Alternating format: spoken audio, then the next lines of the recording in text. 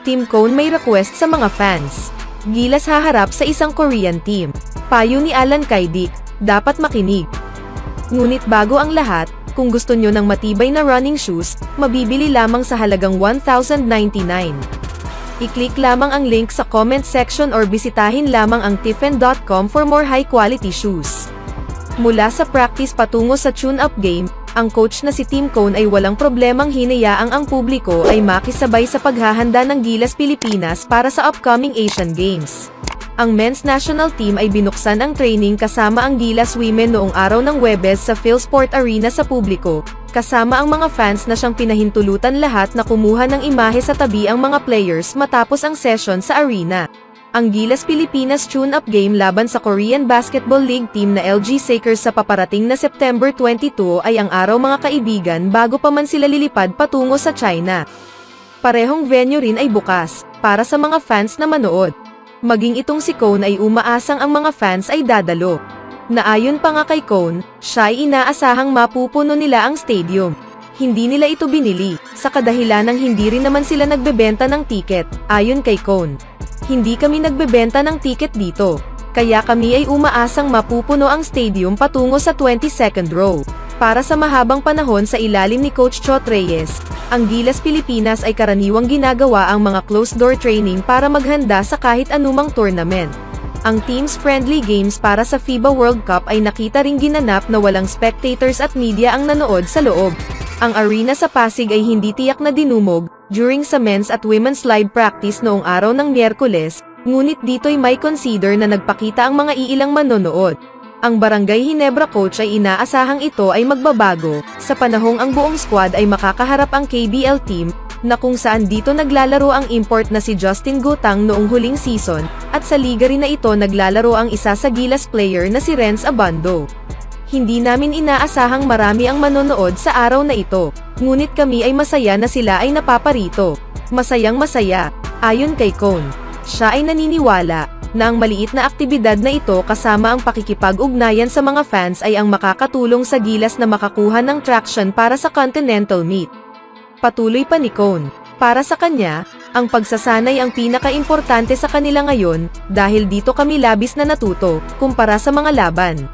Ang Gilas Pilipinas ay sisimula ng Asian Games stint, sa panahong sila ay makakaharap ang Bahrain sa September 26 sa China.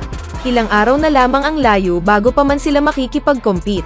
Ngunit ang interim coach ay handang-handa na para dito, gayon rin ang team. Si Cone ay binuo na ang Final 12 para sa Continental Meet kasama ang lahat ng miyembro na naging highly motivated na magsuot ng Philippine colors sa Continental Games. Lahat kami ay available. Ang bawat isa ay gustong maparito. Ito ang biggest and strongest part sa team na ito. Sila ay excited na mapabilang sa national team, ayon sa Ginebra coach. Patuloy pa nito, sila ay excited na rin, ang patungkol sa makaharap at makalaban ang mga prospect na tulad ng China, Korea, Bahrain at Jordan. Hindi nito inaalala ang motivation, dahil ang buong Gilas ay ganap ng motivated. Ang dumalo sa training ang mga FIBA World Cup holdovers na sina June Mar Fajardo, Jopeth Aguilar kasama si Roger Pugoy, na siyang suot ang street cloths. Ang comeback members, na sina Calvin Abueva at Terence Romeo ay nasa attendance rin, kasama sa tabi itong si Jason Perkins, Calvin Oftona, Chris Newsom at Justin Brownlee. Ang wala sa venue ay sina Scotty Thompson, Moto Tua, Ain Squami at ang squad reserve man na si Stanley Pringle. Ito ang aming Final 12. Si Stanley ay ang aming ika-13. Para sa kasong merong mangyaring hindi inaasahan. Siya ay nagsakripisyo para sumama dito at nagtatrabaho kasama kami. Kahit na alam nito na hindi ito kasama sa spot sa team sa puntong ito, ayon kay Cone. Ang tutulong dito kay Cone ay ang former Gilas stalwart na si L.A. Tenorio, na siyang nagmula pa sa pagre-recover mula sa cancer. Samantalang nakikilala bilang isa sa greatest shooter sa Philippine basketball ever na si Alan Kaidik. Siya ay nahanap ang sarili na mapasuggest mula sa nakakalungkot at bigong kampanya ng national team overseas. Sana may shooters tayo gaya ni. Ito ang kanyang parinig sa panahong siya ay napagtanungan. Ito ang isa sa katok ng Gilas Pilipinas team na siyang nakipag-compete sa 2023 FIBA Basketball World Cup. Dahil ang team ay nakapagtala ng 39 out of 131 mula sa 3-point territory, habang sila ay natalo sa 4 at naipanalo lamang ang isa mula sa 5 laban. Ang kanilang 29.8% beyond the arc, bagaman, ay nakarank sa 26th overall sa pagtatapos ng World Cup na naipanalo ng Germany sa unang pagkakataon. Ibig sabihin, meron lamang tanging 6 na koponan ang nakapag-shoot sa long ball na mas malala pa kumpara sa host nation. Itong si Kai Dick ay napatawa, sa panahong siya ay nalaman ang patungkol sa numerong ito, ngunit agad sinabi na ang percentage na ito ay hindi sumasalamin sa mga shooting ability sa present day ng Gilas team, lalong-lalo na sa mga long-range gunners. Na para kay Kai Dick, ang anumang pagkumpara sa pagitan ng Gilas present shooters at dito sa kanya ay hindi patas. Noon kasing panahon ko sa national team, ang laro ay nakaset lagi sa akin. Sineset up ako, kaya nagkakaroon ako ng good look sa basket, para ilagay ako sa posisyon na i-shoot ang bola, ayon kay Kai Dick, na isang former PBA MVP at miyembro ng liga sa League's 25 Greatest Players. Patuloy pa nito. So ako, alam ko kung kailan ako titira, at handang-handa ako. Ibang-iba ito kumpara sa ginagawa ngayon ng mga Gilas shooters. Dagdag pa nito, ngayon, depende kung malibre sila, bago pa man nila ginagawa ang mga shooting, so mahirap. Parang emergency situations lang, kaya hindi ka handang itira ito. Si Alan Kai Dick ay isang 60-year-old, at naging key figure sa Northern Consolidated Back National Team, na siyang naipanalo ang championship sa PBA at Jones Cup, at gayon pa rin. Nakatayo bilang huling Philippine team na naging Asian champion noong 1985 sa Kuala Lumpur. Hanggang sa dumating ang punto na siya ay tinawagang muli sa edad na 35 noong Centennial Team at naipanalo ang bronze medal noong 1998 sa Bangkok sa Asian Games sa ilalim ni Coach Tim Cone. Na siya namang kasalukuyang humawak ngayon, para dalhin ang Gilas sa pag-asang makuha ang ginto sa 2020 Asiad sa Hangzhou sa China. Ang former UE star, gayunpaman, ay naging maingat para hindi makapagbitaw ng kahit anumang judgment sa national team ngayon, kumpara nila noon, lalong-lalo na sa recent iteration ng Gilas sa ilalim ni Chot Reyes.